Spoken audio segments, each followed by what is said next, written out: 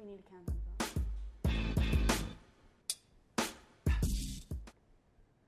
Hey there, Ospreys. Thanks for joining us again for another week of The Spinn. I'm Diane Colley, joined by my lovely hosts, Brittany, John, and Jocelyn.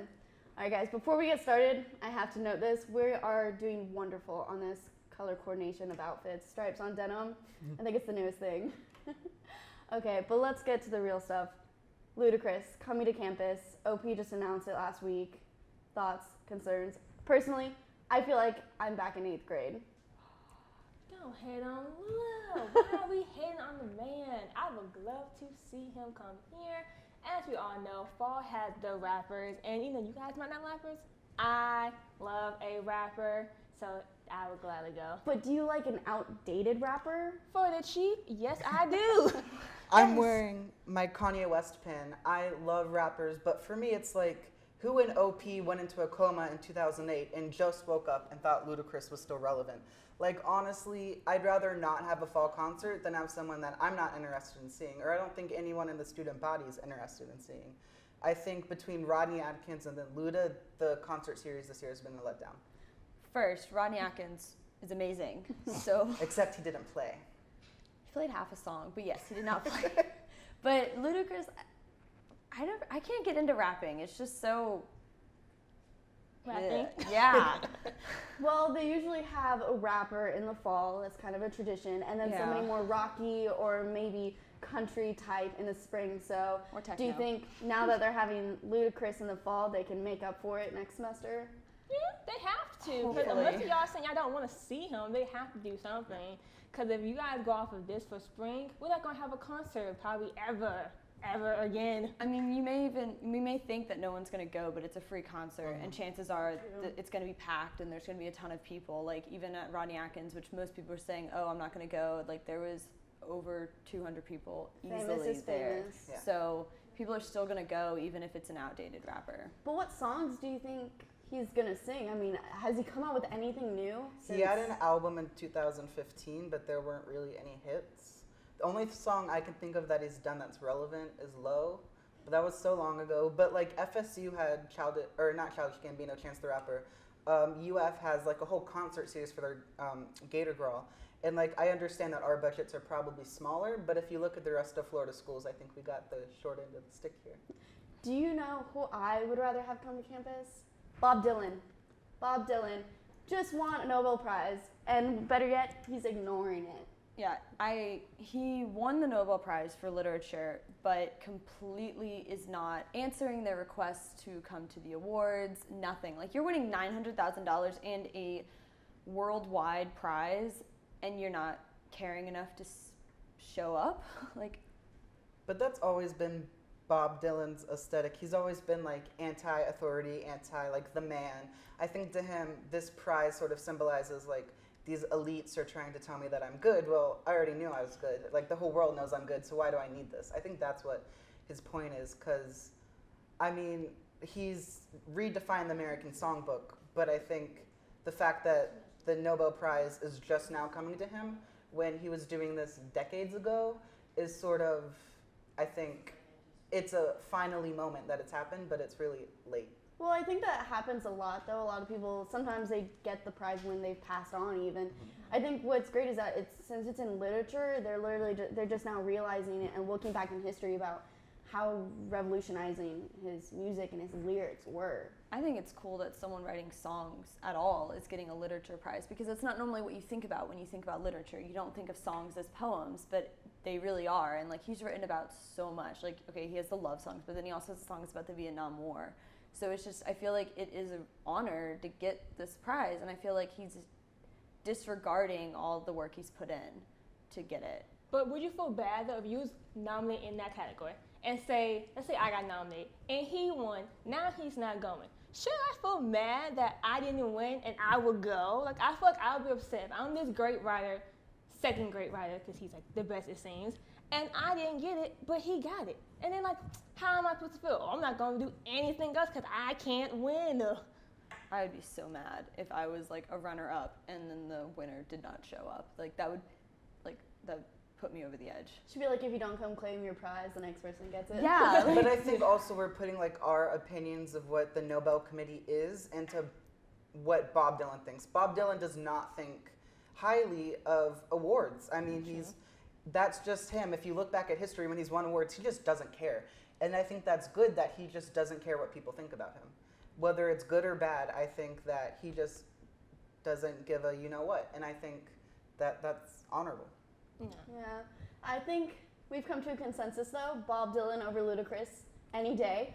We're going to take you guys to a quick break, but when we come back, we are neck deep in this election, so stay tuned.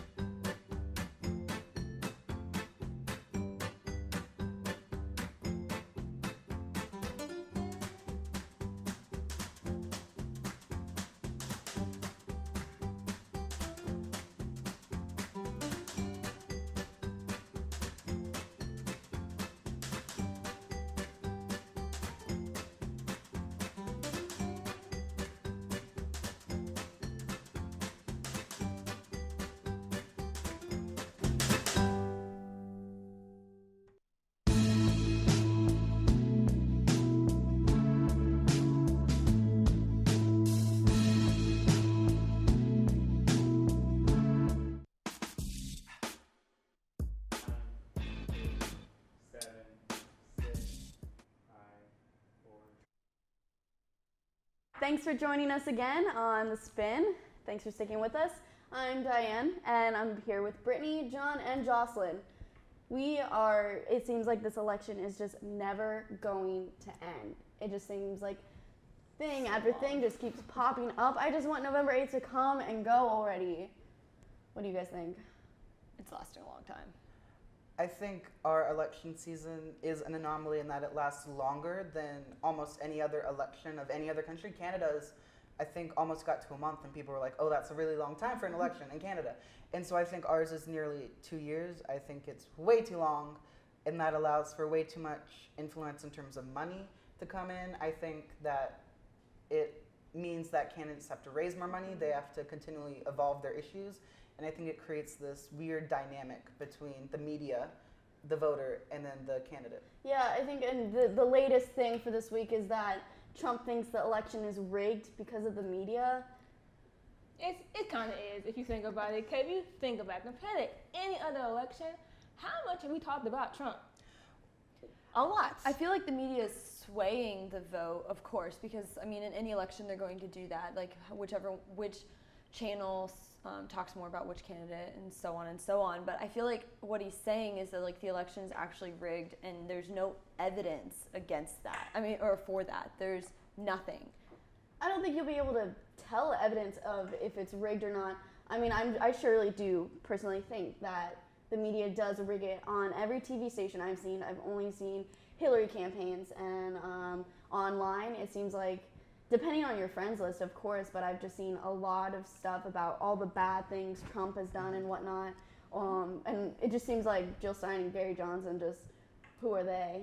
Well, there's actually this really good analysis by Vox Media, and it showed that during the primary season specifically, Hillary Clinton got more negative articles and more negative coverage on cable news and by major news outlets than any other candidate. More than Trump, more than Bernie, more than John Kasich, more than Ted Cruz. So I think the dynamic here is that Trump says so many controversial things in a week, and he does so many things that the media is stretching to cover it all. So he is more newsworthy in that he's a candidate saying these irregular things. So obviously the news is going to cover that more. I think if he toned himself down, if he didn't talk about Miss America and having sex tapes and things like that, the media wouldn't be forced to cover it so much. True, but when you're covering up lies or scandals or personal emails, it makes it a little hard to focus on other things besides those big topics. Yeah, and I think too, because as us as a media organization, sometimes we get caught up in the moment. It's, oh, this is the latest thing, and we might forget what happened 2 days ago. Or we get caught up in like, oh, this happened, so we should do this. And we're missing like, oh, somebody has to vote in something, so we need to have an equal, neutral party. And we're not being neutral. We're more like, we're going to cover this day, we'll cover this day. And then there's no neutral, it's just, that's it. Maybe that's because the media realizes, oh, they're not looking at this topic, so we should, push them towards another topic. You know what topic is great to end on? I got you. It's the Jags winning on finally. Sunday. Woo! We've got the second win. We beat the Bears 17-16. I'm not a Jag fan like that, but I am happy. So, do you guys think that having not win at home and forever, are we the bad luck charm? I'm not happy about this, and I'll tell you why.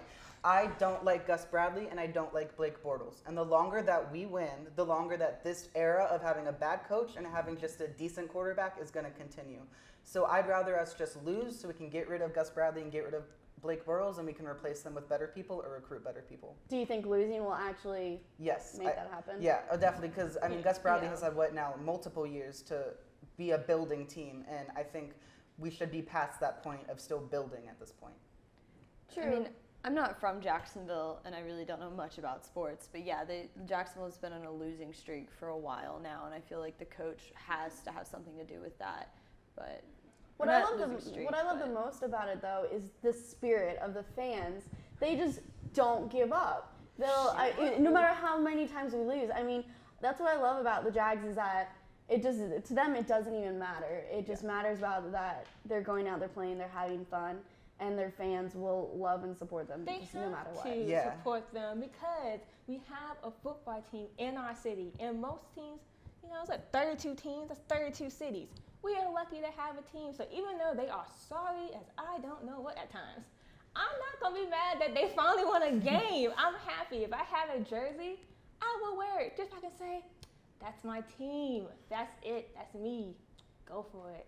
Just, I feel like if you look at the fans, if you look at our stadium, we're doing a new amphitheater, we have pools, we have these scoreboards, we have new end zone seats. We need all these things to attract people to come to the games because the Jaguars suck so much. And I think we just aren't going head into the problem of this team is not good enough because we have very good players. We have good rushers, receivers, our defense is getting better. But if we don't have a good offensive head, which is the quarterback, and if we don't have a good leader, which is the coach, you can have the nicest stadium or the best fans, but at the end it doesn't matter. Well, that's all we have for you this week. Come back and see us next week on The Spin. We're going to leave with this latest video. Peace. Bye.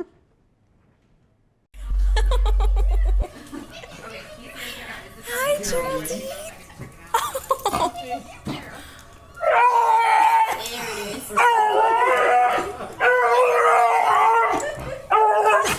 Geraldine, hey.